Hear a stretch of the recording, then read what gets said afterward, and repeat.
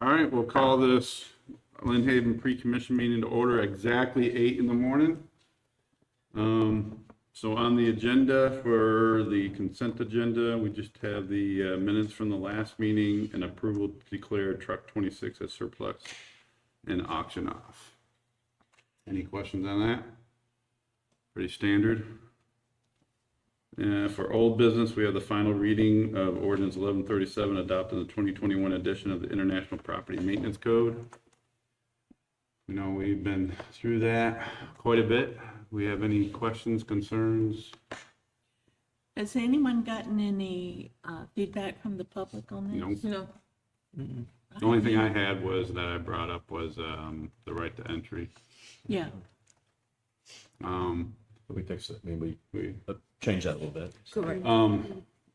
only question I had, and I looked through it, I didn't see it, but the last meeting we talked about trees.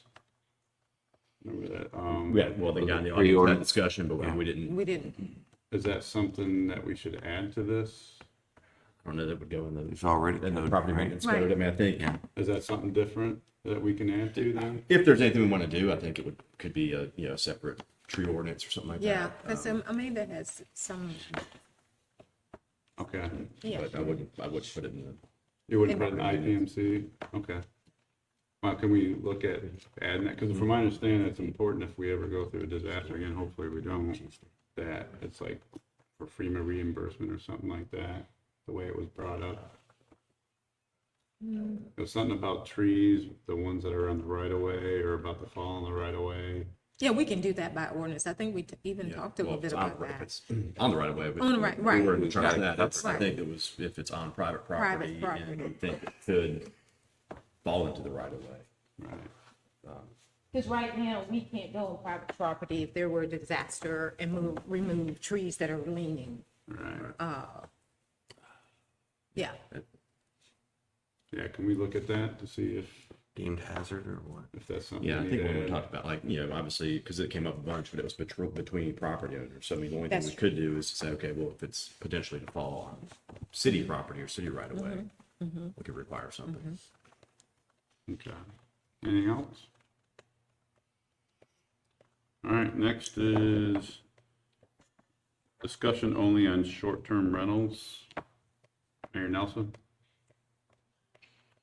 Yes, I'm sure both of you all received the email exchange between one of our residents and city manager in regards to some problems that he's experiencing with an Airbnb over on Alabama. Him and some of his other neighbors last year, they came to the commission with problems regarding that particular property, and at that time, the legislature was considering changing some laws so that we would have a few more restrictions or enforcement in the local municipalities regarding short-term rentals. Because as of right now, our hands are tied on some of the things that we can do in regards to regulating short-term rentals. And so just wanted to sort of have a discussion. I know we have some new commissioners on board. We did have an extensive discussion about this last year, but I just want to have an updated discussion on that to see if anything has changed, if there's been any new discoveries on what we can do. So ask the attorney to do a little research for us to give us some new ideas on what we can do in regards to regulating short-term rentals or enforcing what we have in our current codes. I do understand that certain things we cannot do because we didn't have particular ordinances in place prior to 2011. I believe it's how the current statute reads. That's right. Yeah. But just wanted to let's have a discussion on that, because we still have residents coming to us asking us can we do something.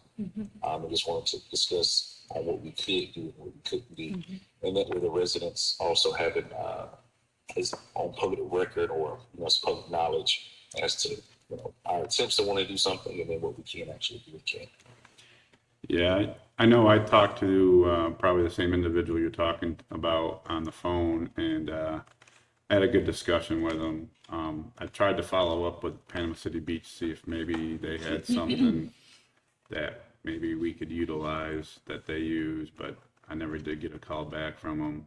But one thing that he brought up to me, and I didn't have a good answer for him, he's like, is there something that we can put on the property owner, you know, if it becomes a problem? I don't know. Yeah, and that's sort of, that's what the beach, well, we talked about it, a couple years ago in chapter 509. Obviously, the short-term rentals, Airbnbs are considered public lodging establishments, and that's preempted to the state, right? So there's the statute that says, really the only thing that's not preempted for like a city or county to do is conduct inspections for compliance with Florida Building Code or Fire Prevention Code.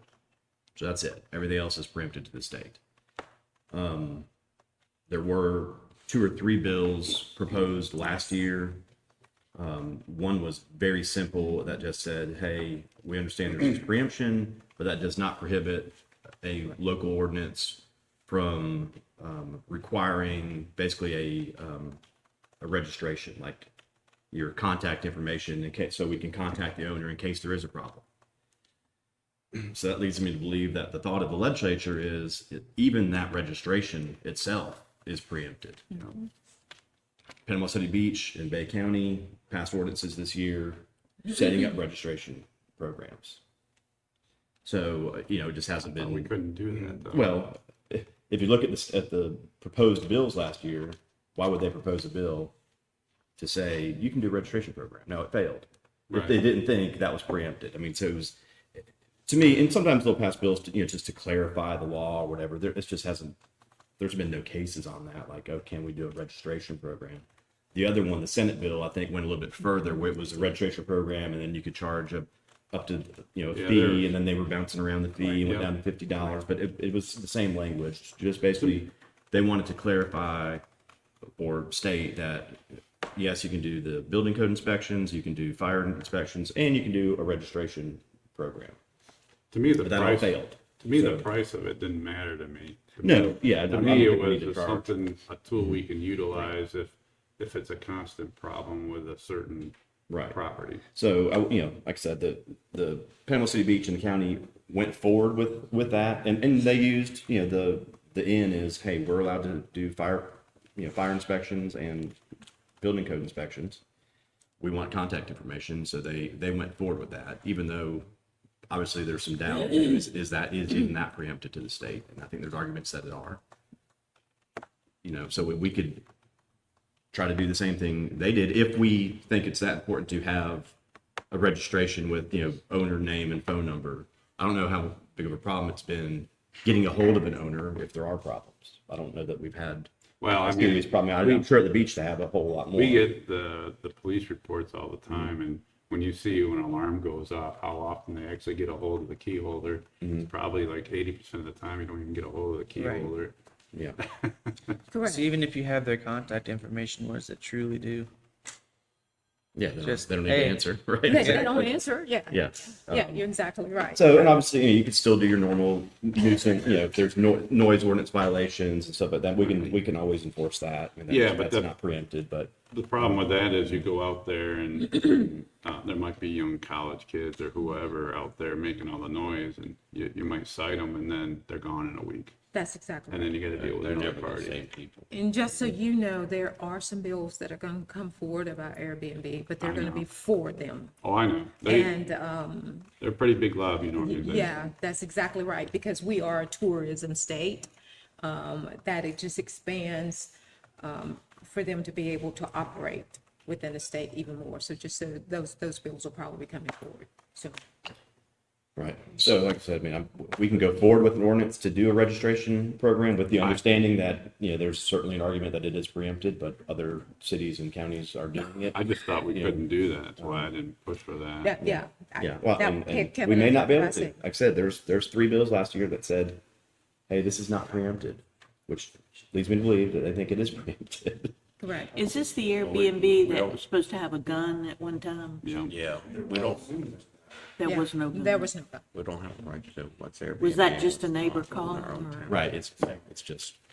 yeah. Well, Amanda? Yeah, I just want to ask how we would like monitor that. It's only to say they have to register, but we don't know when a new Airbnb, when somebody decides they're going to be an Airbnb. When we had people having to register their dogs, they didn't register their dogs. And as far as contact information, we already have that because the water department has it, the utility department, when they have to sign up for water and sewer, we have the contact info. Well, I think, It's true. you're right, but when a problem arises, that's one of the first things we can do is we see if they're registered. If they're not, then That's true. I think you can kick the people out. Can you do that? You can't? Well, if we're not even sure that registering them That's is true. legal, how can we kick somebody out for something we don't? Kevin, I think Kevin agreed. We got somebody that's in there and it's not a motel, you know, so.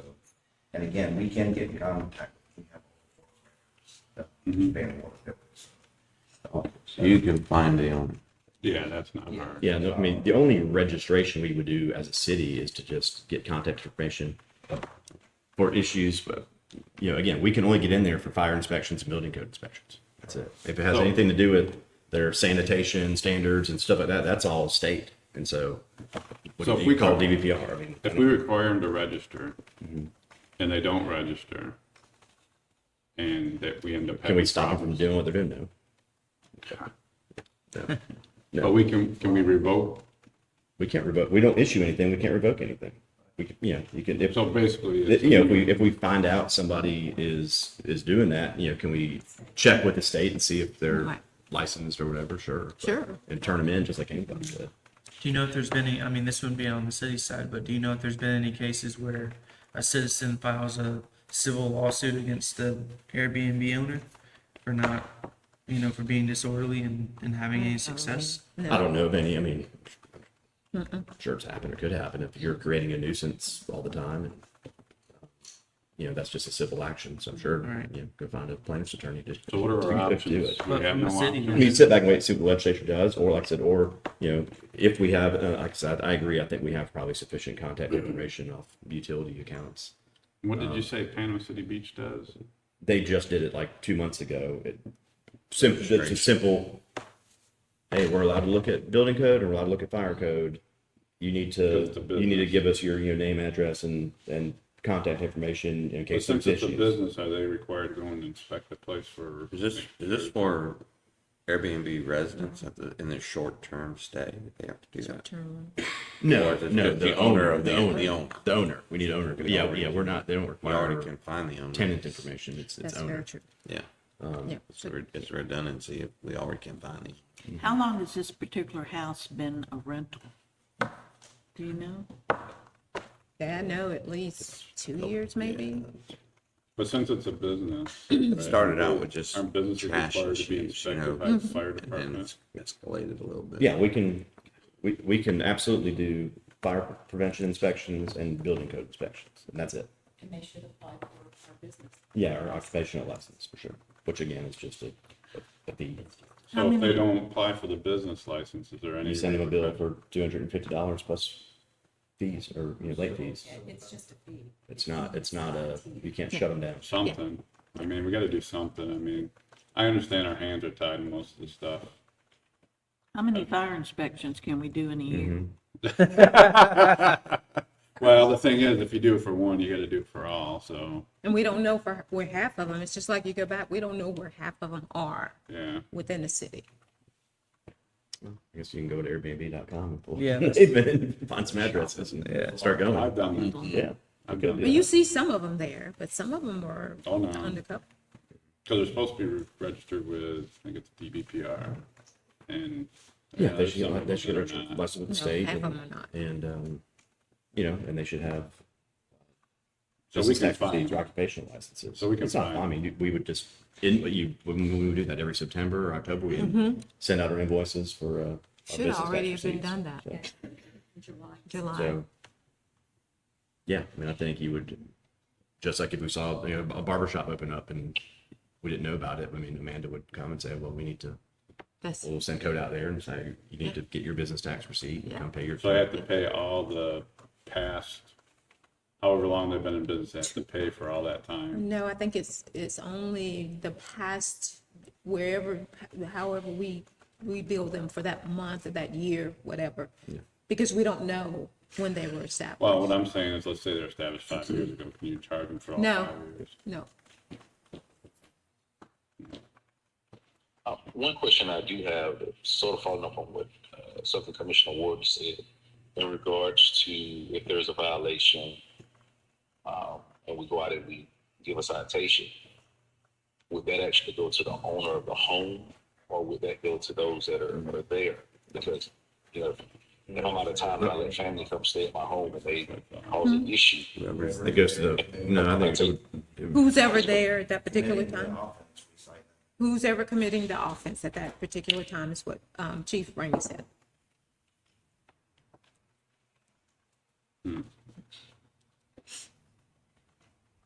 I guess in some sense, if that's the case, then although neighbors are saying there's multiple occurrences, if it's different people each just sort of starting over, like it's just sort of one-offs, I guess, in regards to the citation. and I think you can cite the owner. I think you can cite the owner, just kind of like at a condo or whatever. I mean, you hold the owner liable for violations. Now, they can pass that along to their tenants or make them not be tenants again, but, you know, because again, if you ever do something with, you know, go through a code enforcement process and it becomes a lien, it's going to be a lien on that real property. So you have to notify the owner. But if there's a fight, I mean, are you going to Well, cite fight, I the mean, it's a owner? criminal thing. Because that's what's happening. No, I mean, Yeah. it's two different things. I mean, I Yeah. think if there's a code violation, not a criminal, you know, if there's Oh, a yeah. fight, I mean, yeah, you're going to go and deal Yeah. with the people who did the Most fight. of them are But- not code violations. They're noise, they're, you know, littering, all of those things. And so it's not on the code Yeah, so basis. if it's some like people. civil infraction, It's criminal always type thing, that, yes. then yeah, Yes. but, you know, I think if it's noise, I mean, we do have a noise ordinance. I Yes, think they repeatedly. go out there. We could do, you know, eventually go after the owner or cite them, you know, with a code violation. So it sounds like really the only thing we can do is, if they get caught, we charge them for the business license fee they should supposed to pay from the original and fine them. It's not really fine. It's like there's statutory. Can we late- fine them? No, No, there's you just statutory have- late fees. Late fees, that's all we Alright. can do. Yeah. I Can we mean, look at 823? the only thing I can think of, unless you guys got better ideas. I mean, we have brainstormed it for almost a year now and have really not come up with something that could work. Is harassment against the law? It's harassment against the law, yes, it is. I'd say that out loud. Yeah. Tallahassee. What is that one? Basically, nuisance. The public, that's the public nuisance. Public nuisance. Yeah. And that's what I say that would go to. Well, That would be statute that we use with drug houses. Yeah, I mean, that statute came up because of drug houses, but Sure. But if we have repetitive calls where people are fighting and there's disturbances, you could fit that in. Mm-hmm. all right. Anything else? I mean, we can discuss it more on Tuesday and make a motion, you know, with the one option, or if we come up with another option, but it seems like our options are very limited.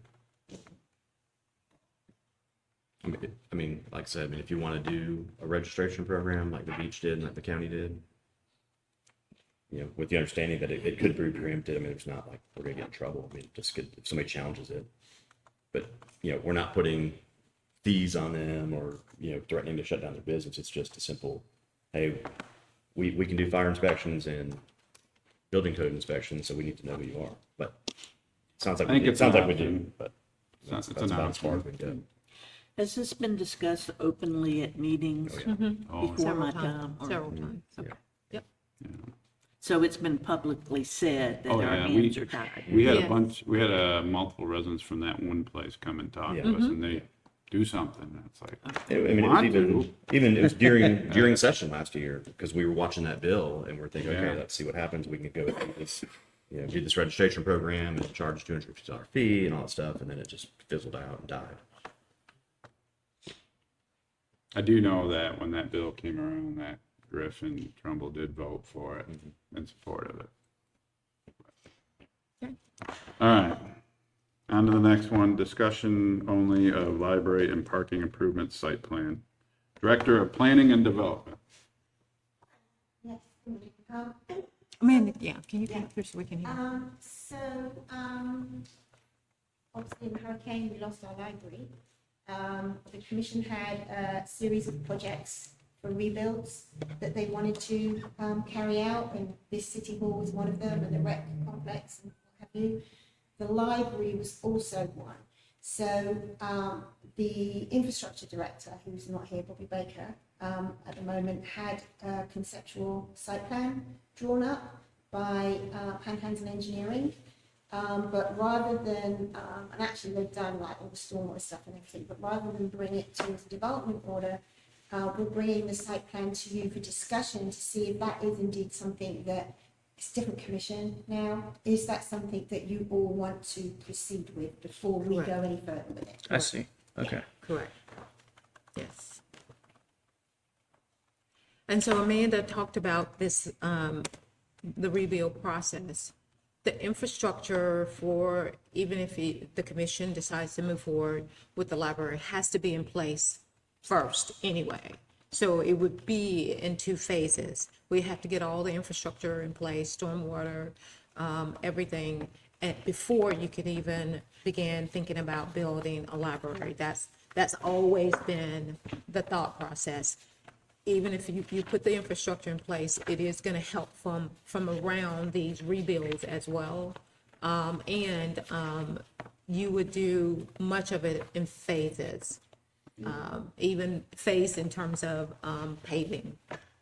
And so, Yeah, the only kind of slight catch-22 with it, with the infrastructure and the building, is depending upon the building that you put there. So if you do put a library there, I mean, some of the parking is going to be more parking for the senior activity centre and for the park, but depending upon the use of the other building that you put there, the parking requirements differ. So therefore, the amount of parking that you need, the amount of impervious surface you need may differ, which is going to affect the stormwater pond that you need. But regardless on that, we're gonna That's right. build the same size pond, which Yes. is where the temporary parking lot is. So it will, the pond, all the stormwater can accommodate anything that you Anything put over around it. there, maxed out. But we wanna phase everything in, That's so right. it'll all be permanent together. Is that why you've chose to put it over there by the senior center? The library? Yes. Yes, ma'am. That way, there doesn't have to be a pond over there and here. Yeah. We can utilize this as one big pond and then have all of our structures and parking over on that side. The existing pond, I think. Yes, and keep in mind, the existing pond, the existing pond is not a stormwater pond. Correct. That was actually a borrow pit when they did Highway 77. So some of it will have to be retrofitted to become a stormwater pond, and then the addition will be within compliance. So it'll be one, It will look like one big pond, yes. It's not considered retention pond because it's not, the It has- drainage isn't. It has no attenuation, it's basically a hole. that's all it is. Pretty. Yeah. Fishing. Well, we- how is is the library gonna be covered with like insurance and? The library has been built, if the commission decides to go forward, library is funded only by insurance money. Cool. But so part of this too, making this decision as to what to move forward with, we know the infrastructure has to be put in place regardless. Is looking at, according to finance committee as well, looking to the future and saying, do you want to spend 1.9 million right now, or do you want to continue to pay down debt with that 1.9 million? And that was actually a conversation with the finance committee as well. So, this is a conversation I do think that the commission has to have to give us some direction as to which way to go at this point. So you could use that 1.9 to pay down debt with? Yes. Sure good. could that 1.9 cover the cost of everything? The infrastructure, you were referring to it in phases. So the bottom line is 1.9 would cover all of it? So we have, for the infrastructure, we have that in a different pot of money because it has nothing really to do with the rebuild. I think that money is under surtax, if I'm not mistaken. And so we're going to get that. That's an infrastructure paving project. That's where surtax money is utilized for. The 1.9 is strictly for any additional construction management and all of the construction around, centered around library. Compared to the old library, is it comparable in size No, or? it has it's been cut in smaller? half. Yeah, it's probably about 4,100 square feet. Is the purpose, Near as many books. It'll have about, It's gonna be more virtual. yeah, Yeah, I would it'll imagine definitely it's be more more. virtual, it'll probably hold anywhere from 10 to 15,000 books.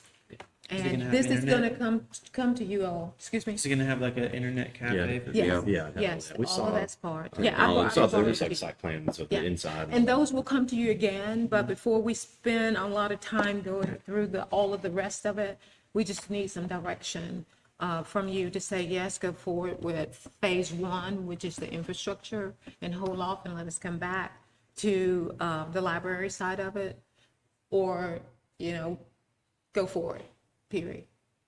Well, with our financial state right now, I think the question is it worth going forward?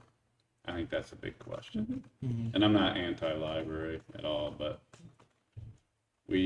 even before the hurricane got here, and I know I've said this a million times, we had a substantial amount of debt, $37.9 million of debt before the hurricane got here. And of course, with everything that's happened, it's put us more in the hole. have citizens asked y'all about the library? I haven't had any Yeah. questions about it for a long time. I will tell you, at the last finance review committee meeting, they were all in consensus that they would rather take that money and pay down debt instead of build a library. They just felt like that, building a building, that people would not utilize it as much now, simply because everybody is kind of carrying around their library in their hand, and everything is virtual. So that's from the financial review committee. And I'll say this, I mean, if you go to the Bay County Library, it's a phenomenal library. It is awesome. And one of the things I learned is they have a specific section on just local history that they do really good work in there. And it's not like it's a substantial drive, it is a little bit of a drive, but just something to think about.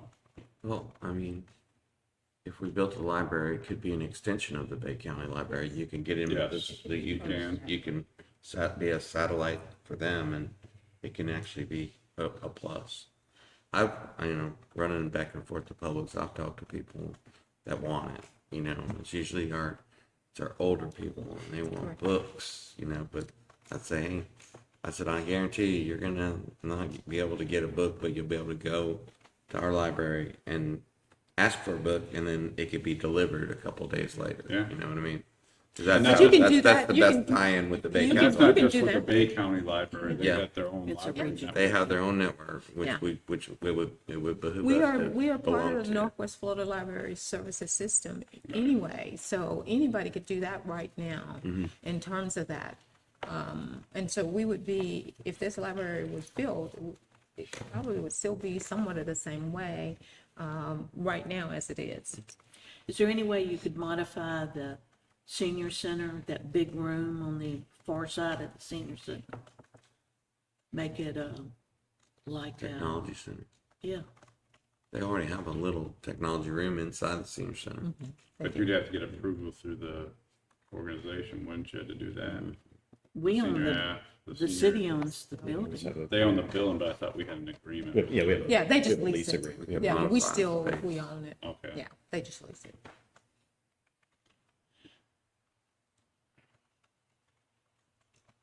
Any other questions? Any further discussion?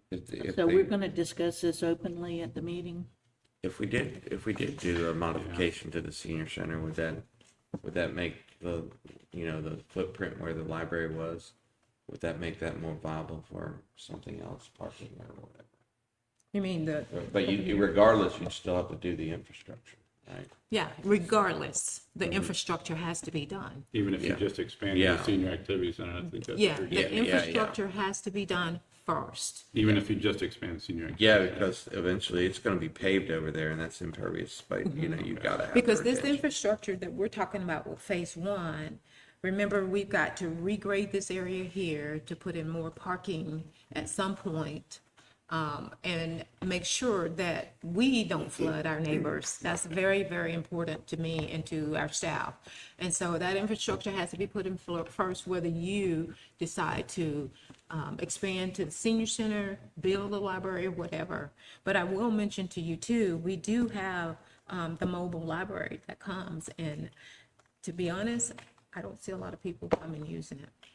And it's from the Bay County Library that has. It's a very And- nice mobile And that's the library. other thing you gotta think about too, if you build the library, you gotta pay off for the repair and maintenance and all the employee, or the, Yeah, you have to add staff employees back. that, or staff to man it, so. Anything else on that one? All right. Think about. All right, next one is, discussion and possible approval to reject all bids received for the Mill Bayou Booster Plant and Reuse Improvements Project, Director of Public Works and Utilities. So as you recall, a while back, you authorized the ARPA funding, or a portion of the ARPA funding to build the reuse modifications there at Mill Bayou and the upgrades at the existing reuse. We received bids for those back in August, substantially higher than the cost opinions from 2019 and substantially higher than ARPA money we received and what you all approved. So at this time, it's best to reject those bids and go back out, and that's probably with the wastewater plant expansion. But if you notice too, from this summer and last summer, the valve that Danny and his team installed has captured a lot more of the reuse, and we have not had near the reuse issues that we've had in the past, because we've been able to capture more and send more out. So at this time, we feel this is best to put this project on hold and do it as part of the wastewater expansion when the time comes. And this has been kind of a dry year too, hasn't it? It has. We are gonna keep 250,000 in this line item for the reuse, that we will modify controls and valves at the existing reuse that's needed. But we will bring that to you at a later date when we bid them out. So educate me on this from Not before. gonna build Remember, a I reuse thought there. we, I thought we approved something for like $1 million or something for that. That was a movie. So, Mill Bayou, Yeah. so that was the Highway 390 Phase 4 Yeah. project is also called Mill Mill Bayou Bayou. Bridge Replacement. So they do kind of get confusing together, but there's a reuse main as part of that 390 project you all approved last meeting. Well, Different. that's different. I Yeah, thought there was one for reclaimed water that we approved. that's, that it's to same? you remove or move a reuse line. The one from last meeting? Correct. No, I was talking about something like, it was almost like a year ago, I thought we approved something. I think he's talking about. Maybe the ARPA. I think the ARPA funding. Yeah, the like ARPA getting funding. the- This is what he's Yeah, talking I about. think the ARPA funding, Talking about going after that money. The reuse. Yeah, we approved going after that money, Container. so we can go do the Yeah, no reuse value. tank out there, no value. Yes. And then the bids can go Correct. way higher. So if we don't do this, we won't get any of the ARPA funding, or we already? No, we already have the ARPA funding. We're gonna reallocate that for another project. Okay. Will we ever be able to get it within, we'll have to rebid it at a higher. So by is it 32 or 34? 32, we have to be completely reliant on utilizing all of our reuse. So eventually we will have to, but we are already capturing 90% or more of our reused water, or of our effluent. Yeah. We are the farthest along in Bay County with reuse. Panama City Beach isn't far behind us, but we are the furthest along with being able to utilize reuse. So in 2032, everything has to be reused? or- Yeah, they're doing away. So with eventually surface we'll water need discharge. this and it'll cost a lot Surface more to water. build. Surface water discharge. Now you put your effluent into the bay, that's going away. Oh, okay, I got you. I was understanding, I was understanding it was like all the households had to use reclaimed water for like their. No, this isn't California. Oh, okay. At what time at what point will it be cost effective where it won't cost a lot more in the future? So it's If we're hard- gonna put it on hold now, Well, I mean, putting it on hold now is not only the price is too high, but we can't afford it. Right. So, I mean, there's no way we can move forward to get this project done without. But when our hands are tied and when we have to do it because of regulation. So the further along you get, there is more opportunities for funding. Okay. You know, grants, legislative appropriations, SRF money would be available. I know that's not on the table right now, but years down the road, you know, that will be available if needed. And you can couple that in conjunction with the expansion of the plant too, correct? What is the level of the reclaimed water? I know you got like a good thing. pond and that, I don't know if I'm asking it correctly, but like when it gets really, really dry, you got obviously less reclaimed water available. Is there like a certain thing that shows how much of a level that So, water? yeah, out there at the sports complex, when you drive around like you're going to the animal shelter, that's the reuse tank. So you can look on It's not there. even close to being empty or? Oh, it gets empty frequently, but it's constantly being refilled. Going back It's, up. it's every drop of water that leaves the plant goes there. And then so as people are using that for irrigation, as we use it for irrigation, Highway 77 is getting refilled. So the more demand that's on the sewer plant, the more you're gonna have I love the reclaimed water. reuse plant.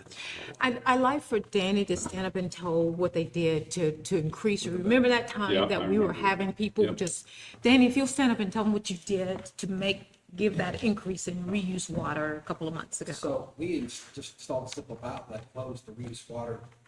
So the way the system was, it was going out to the bay and to reuse. So the tank was siphoning off enough water, but all the time, water was still going to the bay. We just stopped the water from going to the bay to put directly to the tank. It's almost like a check valve. It's a valve we work by hand. When we get to a certain level, we have to open it up because we don't want to overflow.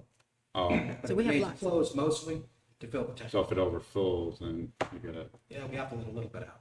okay. And the 250,000 I mentioned for the controls and the valving, the valve that he put in, that, like you said, it has to be done by hand, but this will be done. And that's remotely causing in more SCADA. water to be in there. Correct, and we'll be able to Correct. capture even more with the controls. And that'll make it automatic. We will be able to bounce it like within 2 or 3 feet to always keep it from. Oh, you said it's all done electronically? Is it? It will be. It will be. without the- It will be. Okay. Anything else?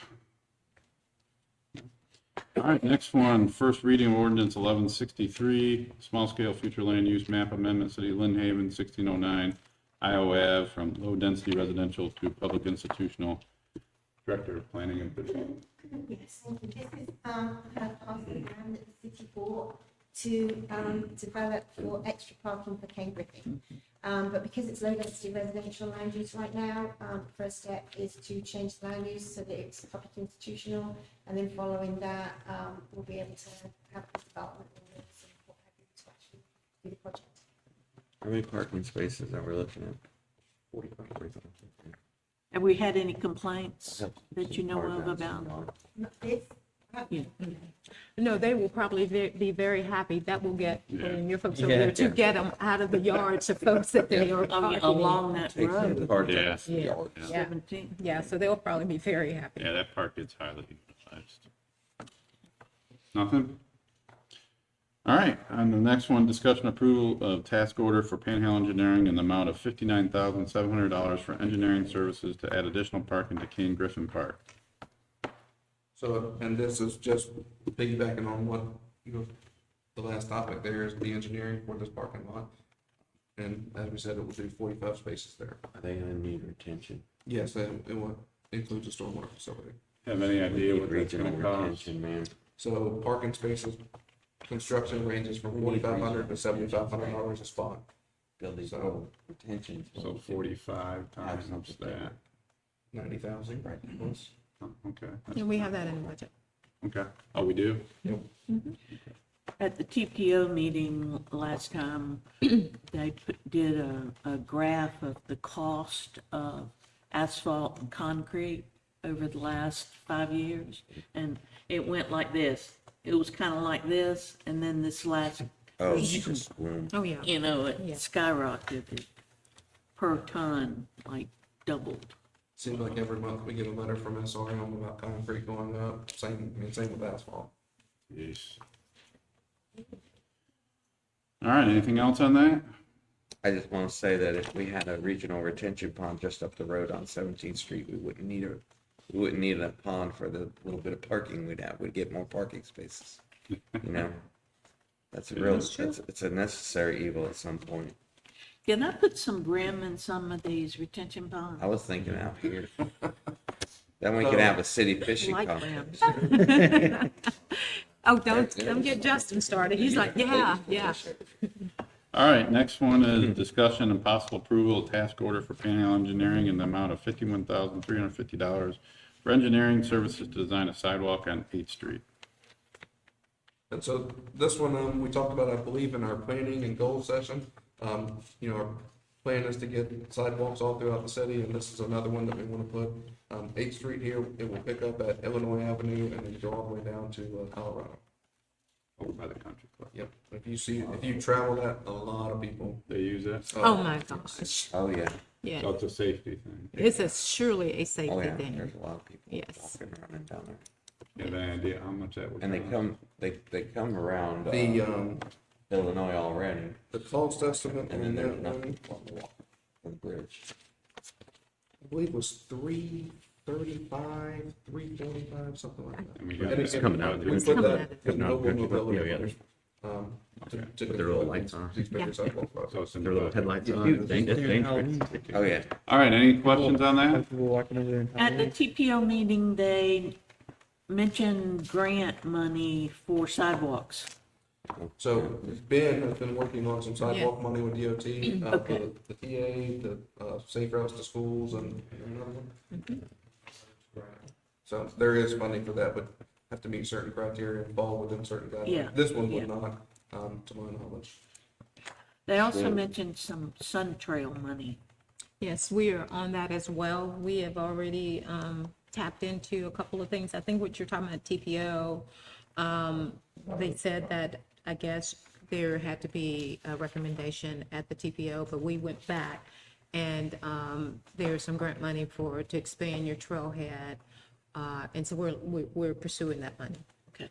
They extended the timeline and they automatically approved any because only one person one area had even applied in our region for millions of dollars. So there's two timelines. There's a December 20th timeline. That's the one that we're working on. There are some requirements that make it sounds great when it's told globally, but then when you drill down into the requirements, it becomes a little more difficult to meet all of FDOT's requirements for that funding. So we're trying to creatively look at our options to meet those requirements. For example, there might be some access properties, but the city must own those properties. That's the whole catch-2 rails to trails money, is that you got to own the property. So we've looked at having connectors, but we don't own the property, we can't even apply, so we're having to look. And they won't accept a promise to purchase. You have to, the city has already own it. That's a shame because it's a lot of There's money lots of and they put too many strings. and they've got a lot of strings on it. Yeah, But we're continuing to figure out. Tallahassee. Have we heard from Marina LLC about anything further? No. Because They've gone off the radar. that's a long distance that they're Yes, sir. we're keeping them.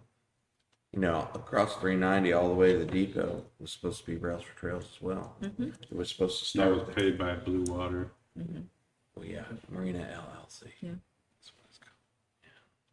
Yeah. They haven't talked. We to haven't us. heard from them at all, huh? No.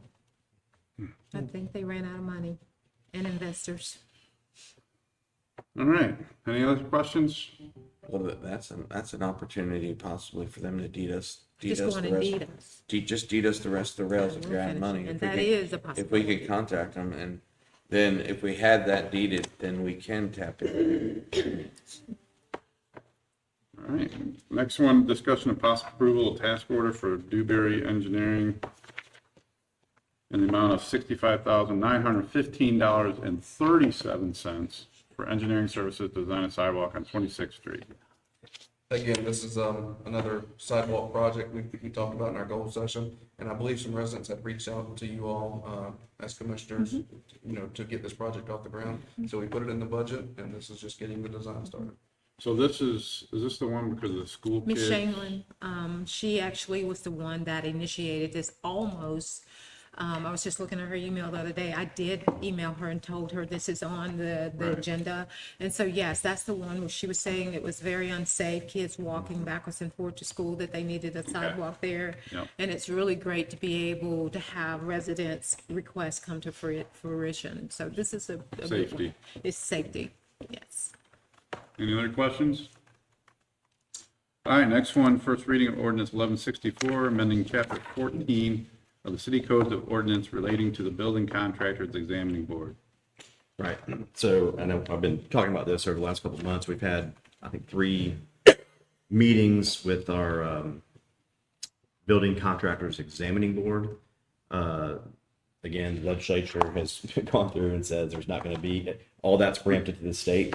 So all, which is a good thing on, licensing contractors. And it's like specialty contractors, like there's probably 10 or 12 industries that did not need licenses.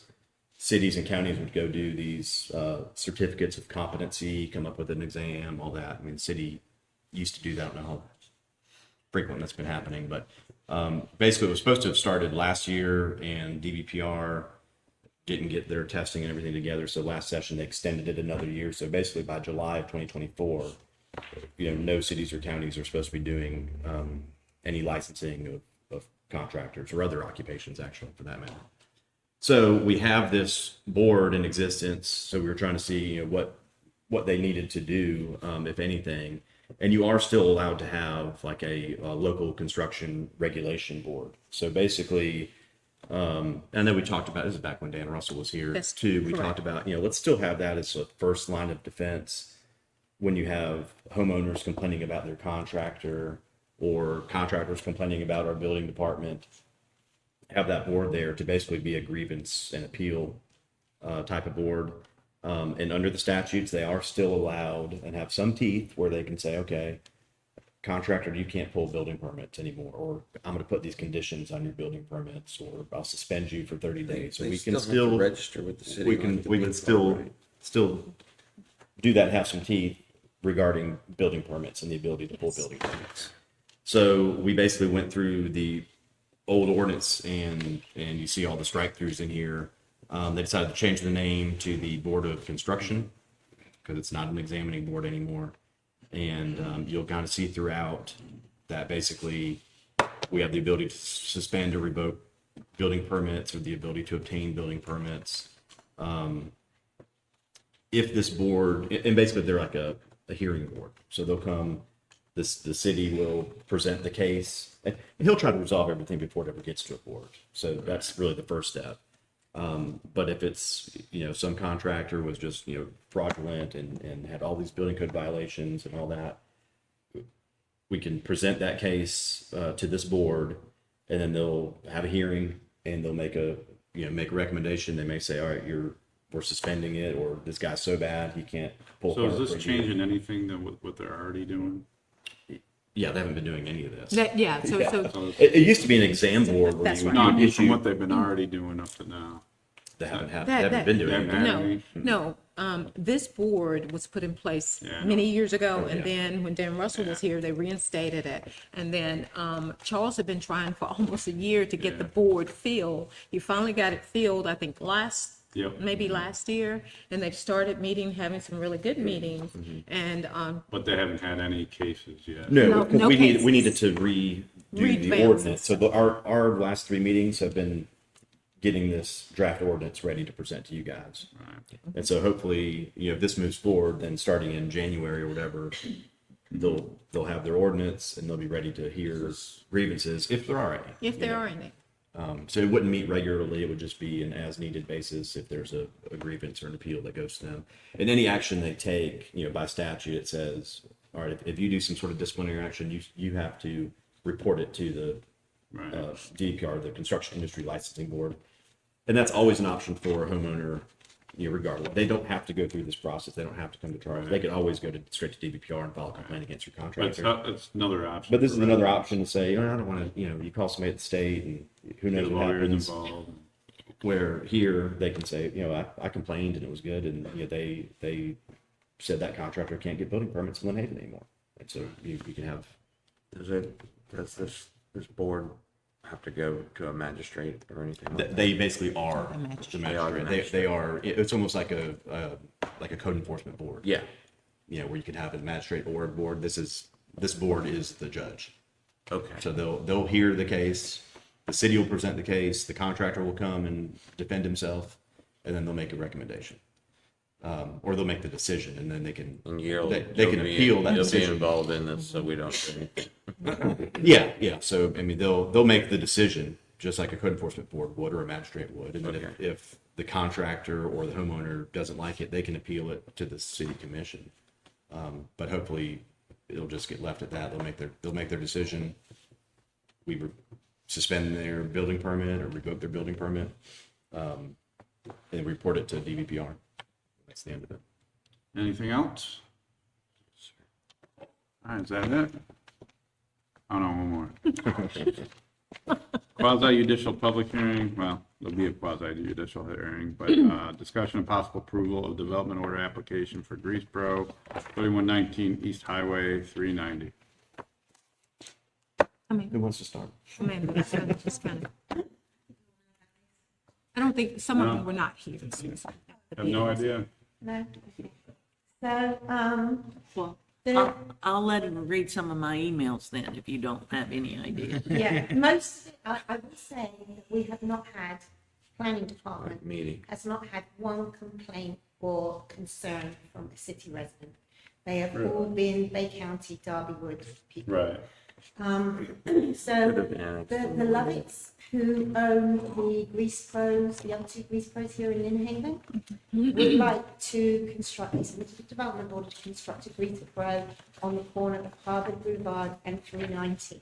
Those three parcels that they have there are in the city. They actually own the parcels adjacent as well, but they're in the county. So they have those three parcels. Those parcels were annexed into the city and given a commercial land use in 2001, so 22 years ago. Prior to being given a commercial land use, they had a neighborhood commercial land use in the county. So they were already commercial before they became commercial in the city, but it went from neighborhood commercial to out and out commercial. And my thought on that is probably because it was on an arterial road. So those three parcels are commercial. The only thing that can be developed on there is commercial, or they could put apartments, multifamily homes on there, up to 10 dwelling units per acre, but there really isn't a space for that. So some type of commercial is going there. So, you know, we have a development order application for a Grease Pro, and because it is adjacent to residential, even though it's not city residential, I did the compatibility analysis, which I included in your packets, looking at things such as building height and noise and lighting. Now, Grease Pro, I don't think they open until like 8 or 9 in the morning, and they close at 6, at least their other ones do. They're open half a day on a Saturday, and they're not open at all on a Sunday. So as far as the commercial use, they're actually not as invasive as some things such as gas stations or even convenience stores that will be open for longer hours and more days. The majority of the time that they're open, people generally, unless you're retired, wouldn't be at home.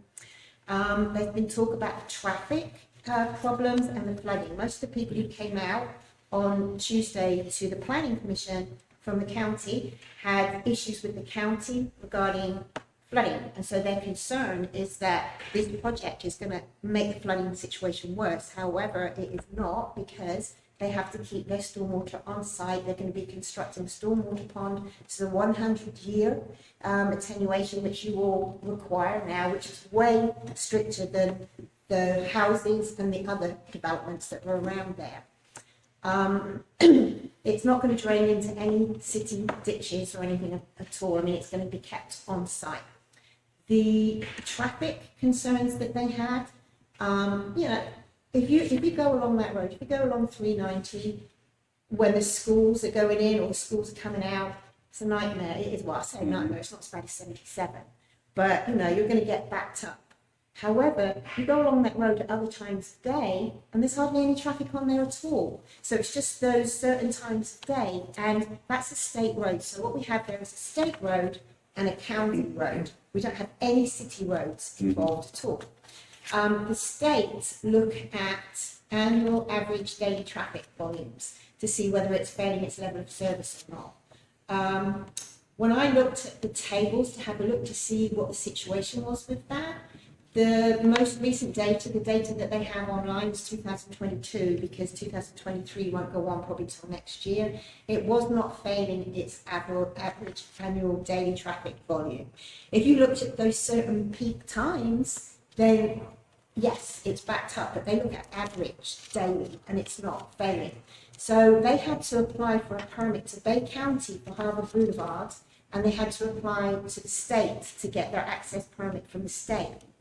I was expecting that, because it looked to me like it wasn't failing its level of service, but like I said, because that's last year's stats, I was expecting that the state would probably require some intersection improvements, because people are saying about how terrible that intersection is, and they wouldn't grant them a permit without having some caveats, like, you have to put this in or that in, having some improvements there. Robert Carroll called me yesterday and said that they have actually received their information from the state. Now, we're not allowed to hold up a project. Per statutes, we cannot hold up a development order waiting on a state permit. We're not allowed.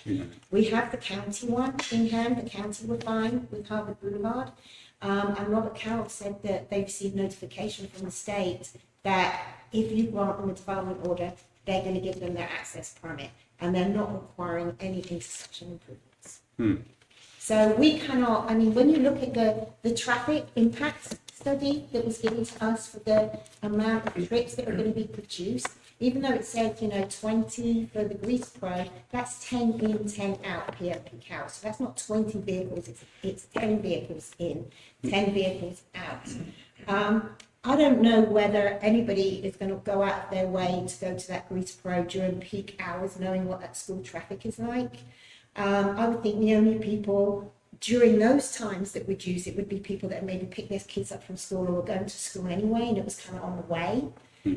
Otherwise, I don't know about you, but if I wanted to use that Grease Pro, I'd wait and go at a non-busy time for that road. But the impact isn't great. If it was a convenience store or a gas station, the impact regarding traffic would be so much worse than the Grease Pro. So who did the traffic study? It was submitted by the engineers, McNeil Carroll Engineering, but they So have the engineering to, well, what you have to do is you have to use the ITE Trip Generation Handbook. That's the Institute of Transportation Engineers, and they have different tables in there for different uses and the size and that kind of thing. So what they submitted was taken from the ITE Trip Generation Handbook. Is there a way we can get a copy of that traffic study? And what does not failing mean? Not paying its level of service, I might need to send it out to everybody if they want it, means that, okay, so every road, depending on if it's an arterial, a collector, or a local, has a level of service, meaning how many trips can be on that segment of road before it's classified as failing. And they being DOT, has the number of vehicle trips, so the number of cars that can be on that road or on that segment of road. Once it goes over that number of cars, it's failing its level of service, which means that the improvements need to be made. Okay. Back in the day when things were stricter with the Department of Economic Opportunity, we had something called proportionate fair share. We were required to have proportionate fair share. They wouldn't let us change the land use unless we had to submit a transportation study at the time of land use amendments. And if they would look at the worst case scenario of what maybe commercial or mixed use could produce, and if they saw that it would make or thought that it would make a segment of road fail, or if a segment of road was coming within like 10% of failing, then we, the city, had to get money from the developer, and it was called proportionate fair share, and that had to go into a pot just for that failing segment of road. And you'd have to figure out, let's say you're going to put an extra lane in, how much would that extra lane cost? How many extra trips would it give you? So if it would give you an extra 1,000 trips, then you would split the cost between 1,000, and then if the developer was putting 6 trips on, they would have to give you whatever that number was.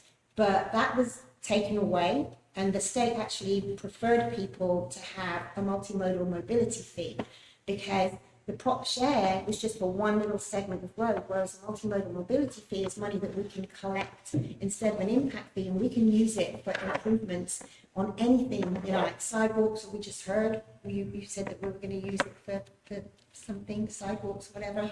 Anything to get people moving. So we don't have that anymore, but we still look at level of service, particularly when it comes to the state roads. And I contacted the county about this project because they used to have someone who was very strict on the traffic concurrency because they still had prop share, and asked me if I would contact them whenever we had a project that was going to impact a county road.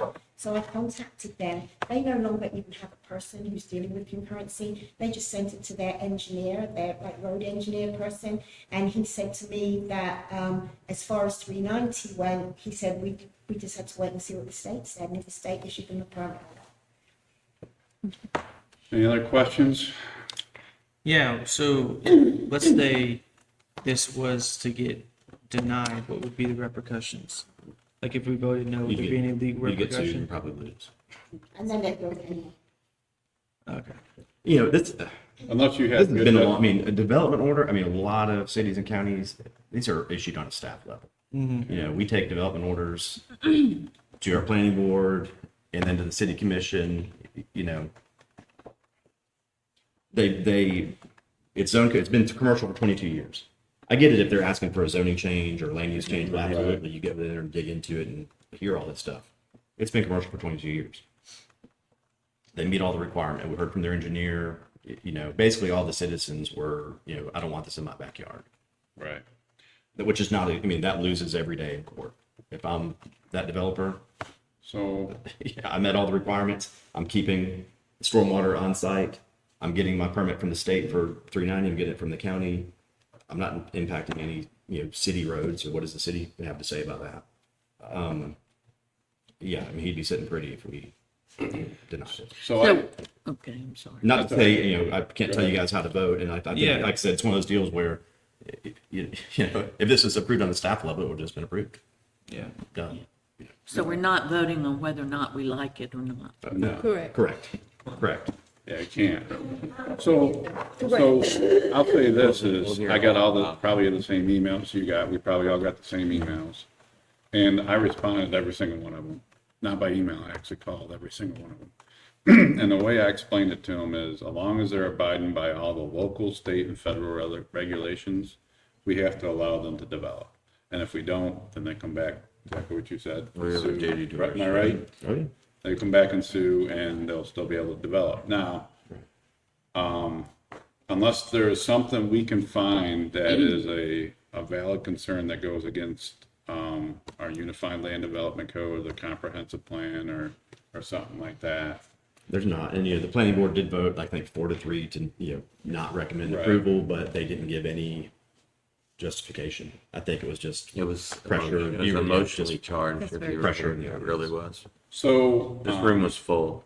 Couldn't get a seat. I know traffic is a big concern. I understand why. And they had tables in the back. And, But what was it? They're saying like 26 trips or something like that. That's what they were talking about. Yeah, and that's like And I think saying- Aaron Lovett's like, I would love to get 26 customers a day. I mean, think about it. You go, yeah, there's Oh, 3 yeah. bays. Yeah. He didn't You, get you in? might get 15 customer. I mean, My biggest concern is not necessarily the volume of They traffic. peel in there. well, they have pretty that. good. It's more so like car wash. And all that. I had one citizen reach out to me that said out of the 5 houses that are adjacent, 3 of the people there that live there have gotten in an accident at that intersection, and one of them died. So I know that as a city, we don't own the roads, but it's almost like, you know, if we're adding to a probability. Anything you put, like I said, you put, I mean, we're going to get the same argument on a gas station or anything. I mean, it's a commercial piece of property on 390. As a city, we can't predict that there's going to be a car accident or whatever. Yeah. I mean, that's something for the state to look at for 390 and for the county to look at for Harvard. Yeah. You know, we have jurisdiction over those 3 parcels. You know, I mean, to say that is, well, we couldn't put anything there because, you know, one, and they could have done it. Well, you know, one more person that's going to negatively affect me. One more car is going to negatively affect. Well, that argument's not going to hold up. I mean, they have to be able to develop their land according to our codes. And I just want to, I think this is probably a good opportunity to let you know about something else, that another bill that was approved that I found out about when I went on a conference, is that there is now a statutory regulation that states if a developer comes to the city or county and wants to develop like mixed use or commercial, if they want to put apartments in or townhomes, and as long as it's in the correct land use, I think it can be a mixed use, commercial, and maybe even another one. And they're providing a certain percentage of affordable housing within that, then it has to be reviewed and approved at the administrative level. It can't go to the commission. So they're taking the commission out of that because I think commissioners have been voting no on those projects, and they want housing and they want affordable housing, and commissions State are voting. dictated this, right? The commissioners across the state are saying no to affordable housing, and the state says we need affordable housing. So providing their, and I can't remember what the percentage is because we haven't had that, but if that happens and it's only a matter of time, then I will have to look at the percentages. 75%. No, I don't know if it was that high. Yeah, that was the one I said this I don't morning. think it's that high. I think it's like 35. Because the state knows better than the people that live there locally. You can have a look. That's what they think. But if it meets those requirements, we have to, as a city, do all the reviews that we normally do, but we have to approve it at the admin level, So I remember we if it contracted, meets everything. I remember we had, It's, agreed with to contract the traffic engineer. Remember that? We still- What's the purpose of that? Sometimes we'll get Amanda, when we have we all have our three engineers for traffic. We'll send it to them when they're at the beginning and get their opinion about whether or not this will cause traffic problems, and they'll come back with that. Can we use that for this? What was that sort of thing? Can we not use? impacting any of our roads. Yeah, but I guess that is for our city roads. I thought that was the reason we. Is that what it's for? Yeah. Our city roads? What's the track? Traffic engineer. And typically we pass that cost on to them, to the developer to pay Yeah. us back. They're not gonna pay us back. It's for when that. they're impacting us negatively, like, we want to make sure. So, for instance, there's a big development possibly coming, like 80 units on the corner of Minnesota and 26. They have to submit an in-depth traffic analysis, which, they're working on right now. I mean, that's going to be huge. It's not going to be something like this because it's Well, that's such why I was like looking at this. Well, going, this is just a little So, research, so but what's this they're other one? talking about like multifamily, 80 units of multifamily. So they're going to impact roads, by the schools. And I mean, we really need, they're going to have to go out for multiple intersections and pieces So the of only road. traffic study that's required for this is this. They're not even our roads. We just want to know I how many know. trips have been But generated. our development is affecting those roads. Right?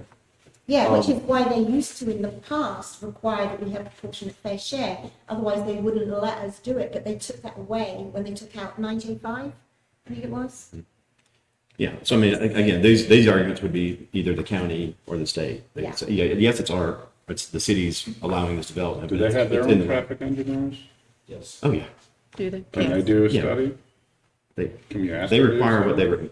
we can't tell them to do You can't. anything. I mean, They- I didn't tell them, Yeah. I said ask them, To do a study? just do a study. But they looked at it, they've already reviewed it. Yeah, I mean, they're gonna say, I did ask them, remember I said, I contacted them and told them about it. And what they say? They said the state will determine whether anything needs Yeah. to be done. yeah, they're gonna look So at they that would do a thing. study. 26 They trips. just use Okay. Yeah. Okay. Yeah. Yeah, they didn't That's- they didn't do something. I don't know what they did there at Harvard, but they approved their permit in Harvard, so So, they passed whatever they needed to look at In Harvard. that meeting, a gentleman asked if the development order was signed properly by the right person.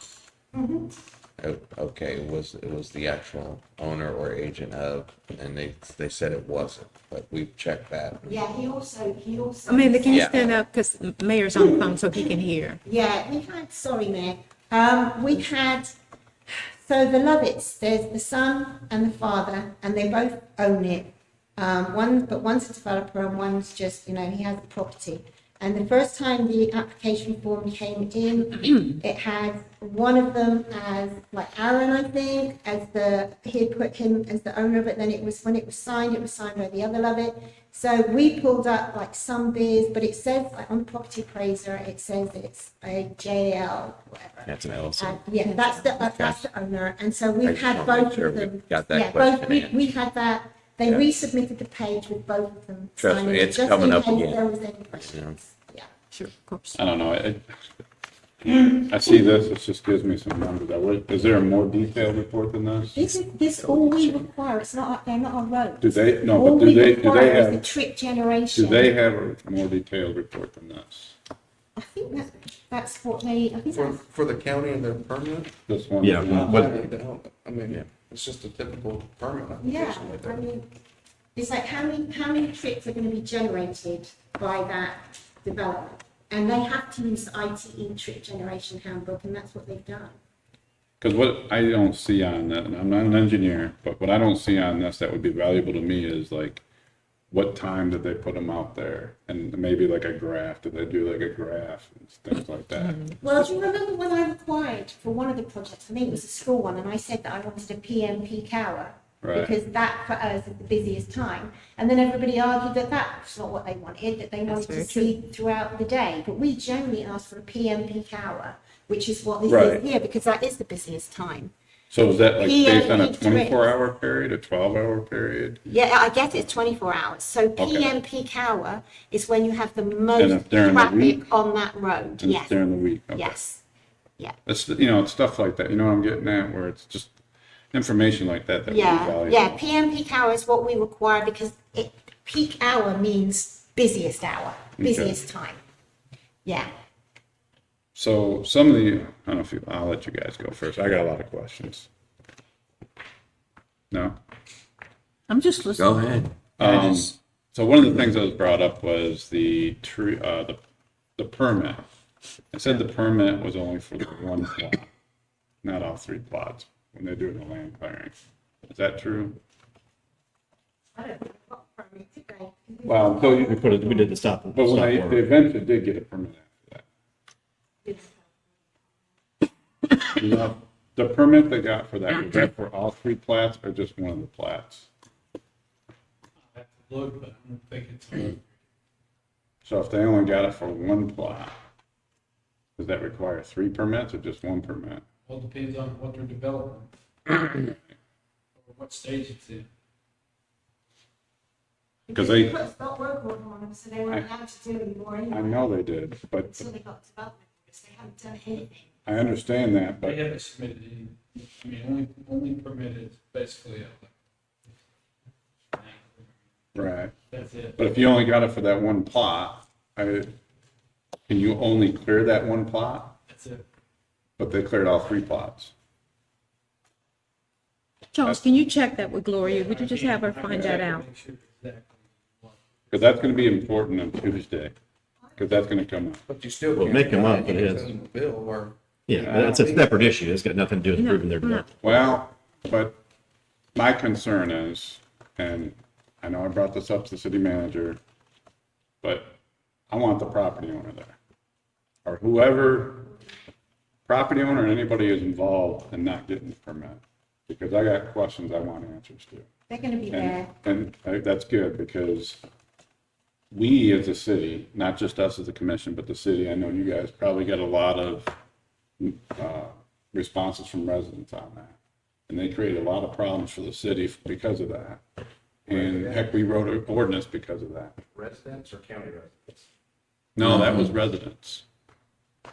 Well, I No, it mean, was I could go county. back through my emails and check, but I think the ones But I got regardless- was one resident and the rest of them were county. regardless, for him to not just do it once, but not to do it twice, it's a big foul.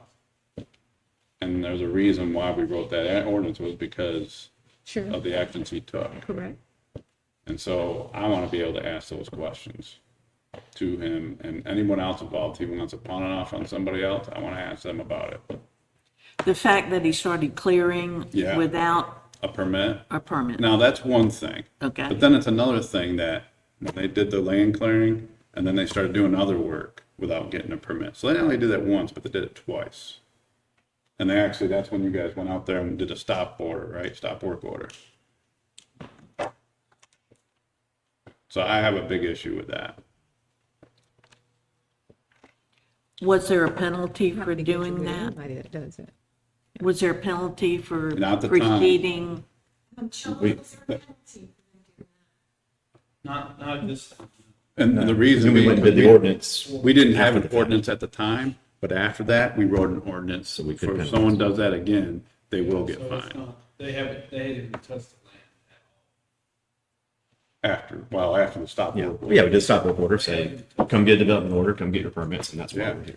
Well, but they didn't do it just once, they did it twice.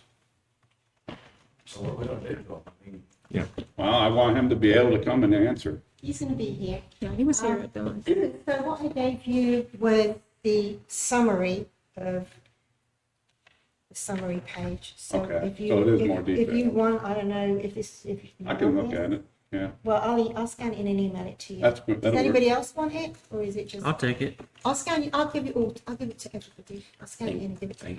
Thank you. Okay, so we're voting on whether or not to issue a development order.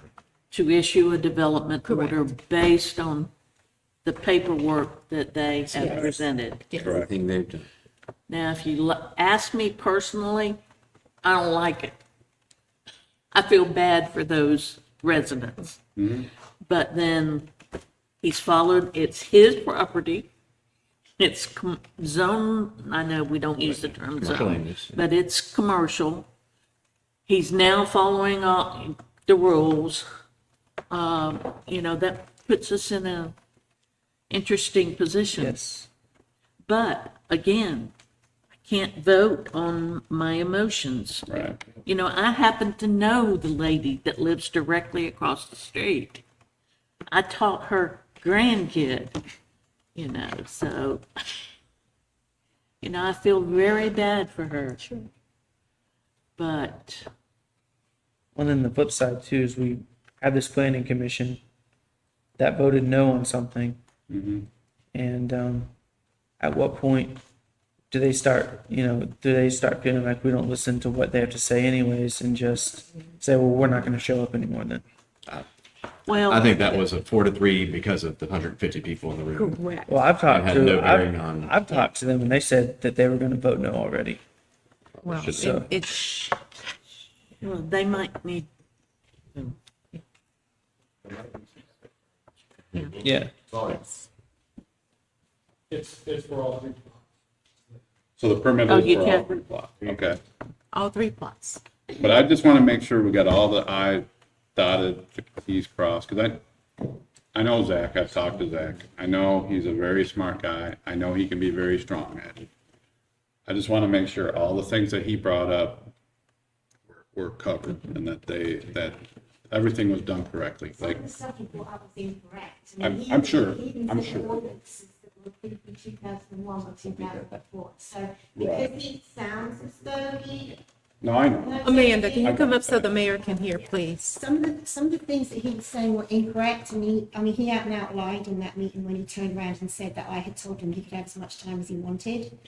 That's the second part I He wanna was, talk he about. was also, saying, when we said that the ordinances were 2001, he was saying they were 2004. I have copies of the ordinances here, they're 2001. Just because someone sounds as if they know what they're talking about and that they're right, it doesn't mean that they are correct. Right, I get it, I totally get it, that's not what the point I was bringing up. The point I was bringing up is making sure that all the things that he brought up, we are covered, that we looked into that and then made sure that this is no kidding abiding by all the things that he talked about. Like, the other thing they talked about was, they said that tree survey was supposed to be done, but since they already cleared it, there was no tree survey, because is it required when you do land clearing, that tree survey has to be done first? With anything other than a residential home, so if a developer is developing a piece of property, yes, tree survey is something that we require.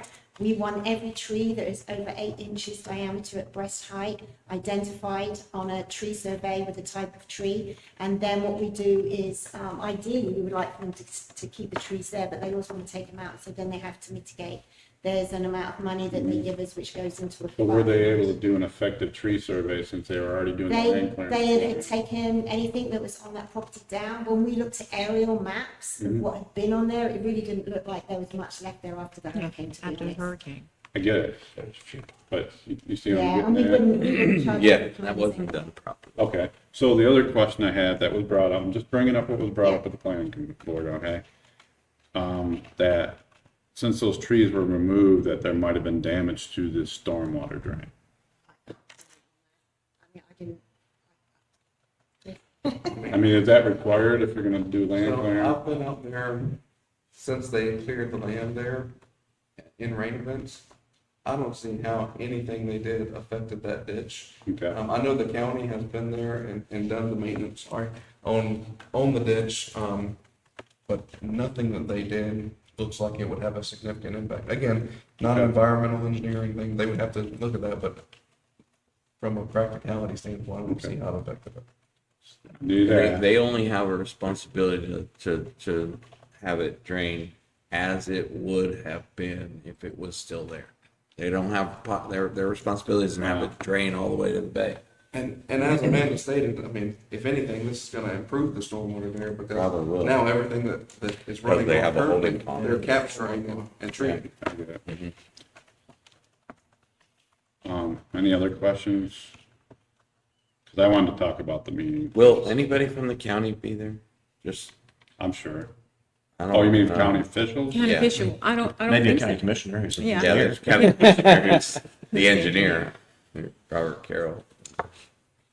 But I don't, he won't be in his capacity as, Correct. but he'll be able to, they did extra research since the meeting too, didn't they? Robert Carroll and the engineers, like Since the after, planning commission meeting? yeah. I don't know that they've done any extra research. He called and told me that they had that notification from the state. He also told me that he is going to do the answering of questions and not Sean, because the Lovitz asked him, because he's the engineer who submitted it, but he didn't want to get out and talk on Tuesday because he is a county commissioner. Yeah, So Sean did it, but the Lovitz have asked because he was the engineer, and he would be the one who would ask the think we questions. So he is, and the Lovitz are going to be there, and he told the Lovitz they need to speak. Because the Lovitz were there on Tuesday, they just didn't want to That's speak. correct. But Robert Carroll has told the Lovitz they need to speak too. Yep. Yeah. it's gonna be a lot of seats taken. But, there's a possibility that maybe they checked with the county or they're more sure about the pipe and where it goes. I think everything just drains on the next property. I doubt very much that they would have checked because they've engineered that site to be able to contain the water. They are not gonna, Okay. they are Yeah. not gonna Okay. be detrimental. I mean, what the situation there is. They're the not gonna release situation any there, more water than But they're already not gonna there. make it any worse. Right. And it's up to the county to improve. The flooding Yeah, around what's us, going on. you're correct, Which is not good. yes. Anybody else got any other questions? I just want Kevin or Amanda to reiterate our job. My thing is that our staff they've done the work and they get beat up for doing their work. Yeah, And they bring it to you guys to make the decision. That was, And then, right now is the decision of whether or not we give them a development order, looking past anything else, but did they do the work?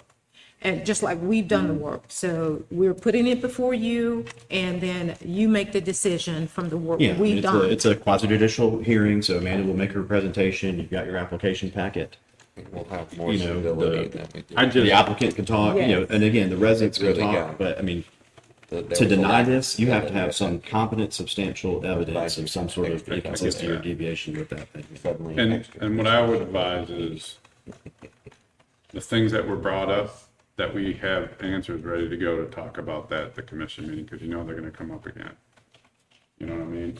Well, I don't know why, personally, I don't know why gonna we be have less to people. respond to everything they say. As long as you know that it's been done properly, why do you have to justify everything to the person? I'm just not understanding that. So like we're talking about Zach, right? He brings up something, if it's wrong, then we need to go and correct that and say, well, you said this, that's not correct. The correct answer is the ordinance that you were talking about That Do we need ordinance, to do that, No, Kevin? you don't need need to do you're not that. required, that's why I said advise.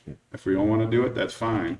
But, I think it would be in our best interest to do that. Yeah, because they're just gonna fight that or come up with something else, you know? If you recall, we went through the same thing for the Mill Bayou. Yeah, I remember all that. Yeah. There was a workshop. Zach was We the had a same work- person we had to have a that was very workshop out vocal there. about that as well. Was he? I don't know what new thing he We had a might workshop bring at the on school. Tuesday that he's gonna say we didn't do. So let me just. No, I'm just talking about the stuff we know already. If I can just give you an example of something that I had a woman, you would not believe the abuse my department has I taken this believe past week. It has been bad. And I had a woman call and shout at me and tell me that we did not public notice it properly. We did. No, We you public noticed it, and she said that we hadn't put the correct room. She said that we had put the garden club on there. And I said, no. I said, if you pull the agenda, it clearly states that it's going to be in this room. And she said, well, there's a place on your website that says that planning commission meetings are held at the garden club. And I said, can you tell me where that is? And she quickly read off the URL. And I said, well, can you just take me through the website, because we have so many different places, and show me how you got there? And she was very rude, but she said, okay, she did. She clicked on here. And somewhere on there, and it's been put right now, but somewhere on there was just like a general, and boards, then different boards, it just had some general information, planning commission meets the first Tuesday of every month, and it said at the garden club, or whatever. Right. But it wasn't anything to do with the agenda. If you looked on the agenda page, the meeting page, they're just looking for things. I get that.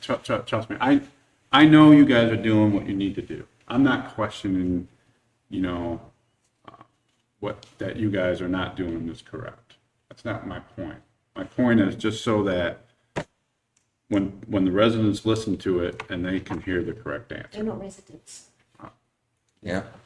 You don't like that he didn't follow the rules.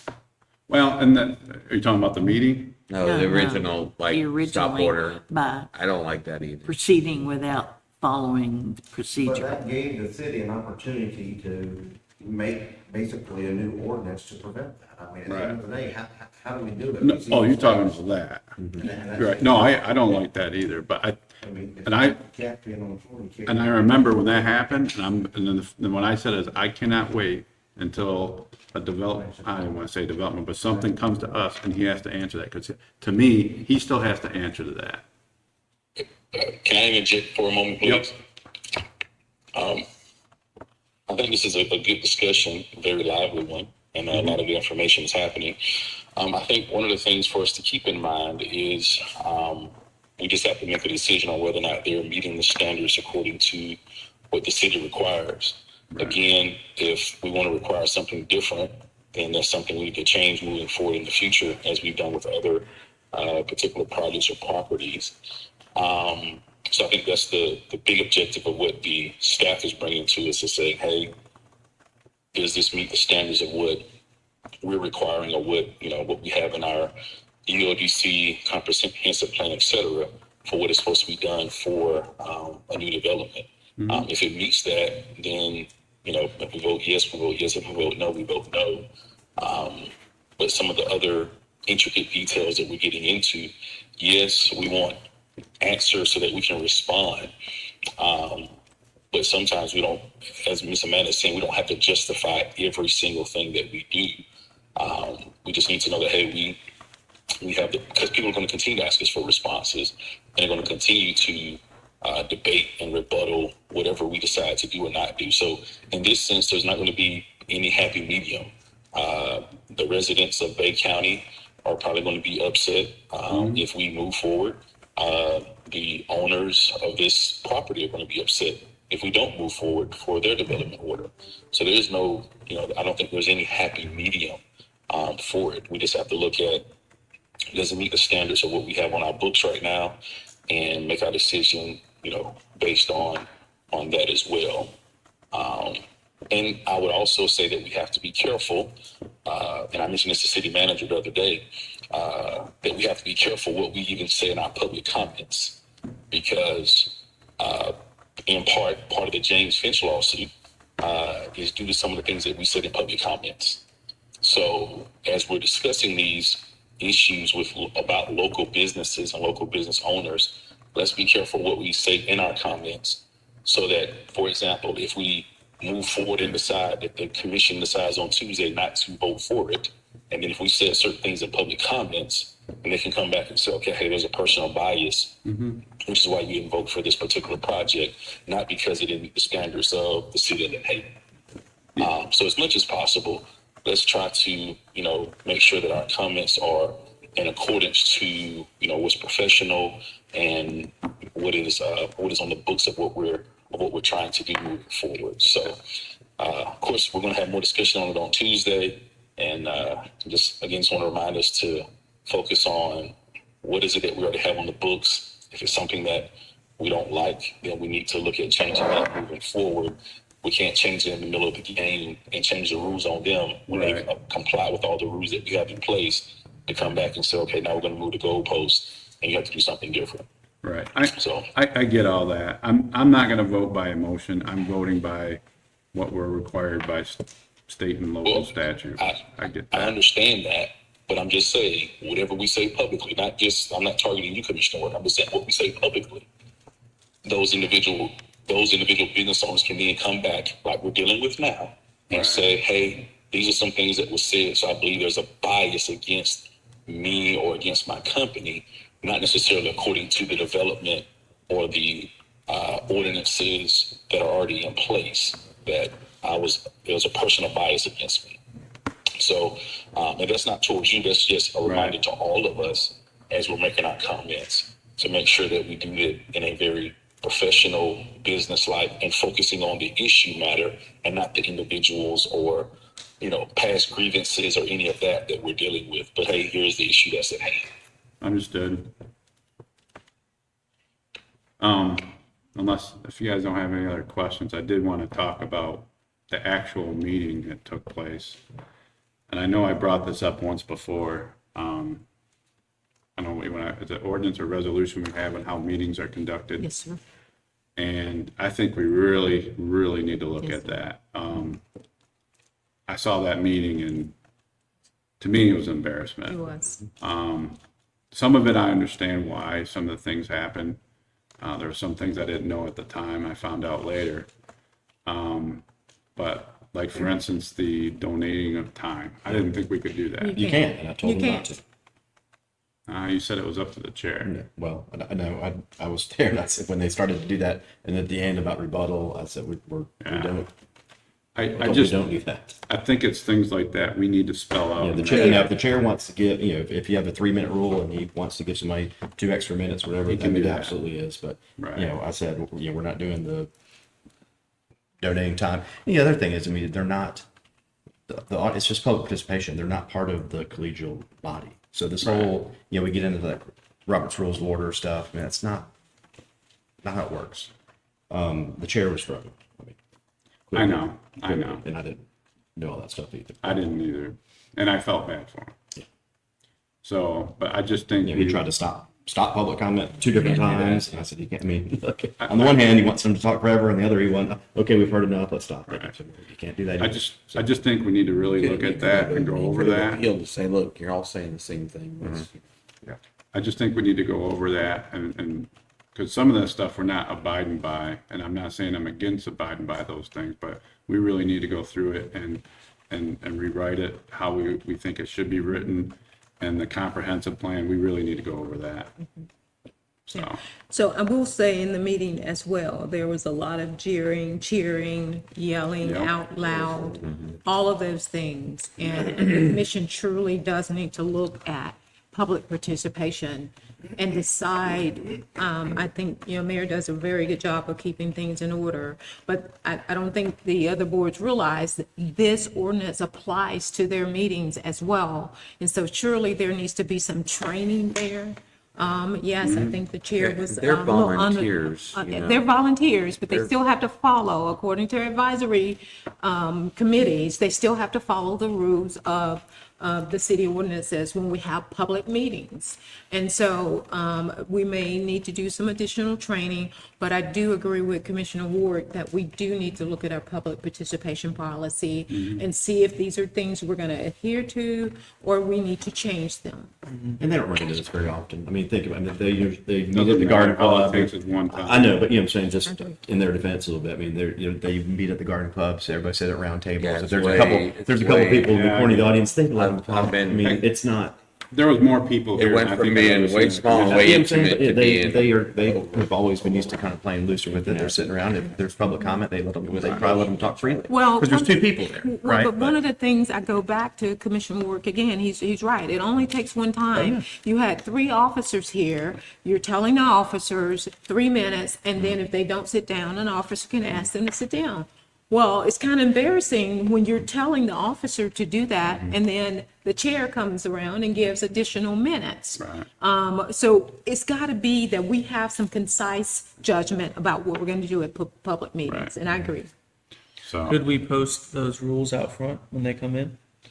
It used to be on our agendas, and we agenda. continue, Okay. put them back on the agendas again. We can start doing that and let them be on all those public agendas. We can surely do that. And it was taken straight from the ordinance. right. Yeah. Now, I know our rules are posted for ours, but I'm guessing is Sam referring to the actual Planning. advisory committee meeting? Do they have rules posted for theirs? And that I That's don't know, man, they'll have to answer those that. rules happen. What did the mayor say? I couldn't hear him. I Do- didn't You participate. have rules for your planning commission. Yes, we do. And here's the thing, unfortunately, the chairman is not what he was. I don't know what's happened to him. They know what the rules are. They know how to conduct a meeting. If it had been like Neil Jones, if he'd still been the chair, it would have been fine. If Snyder had been the chair, it would have been fine. But Mr. Waddell has some health issues. He was very confused. He was disoriented. And there were loads of people here. I didn't really know how to address that. I didn't want to embarrass the man.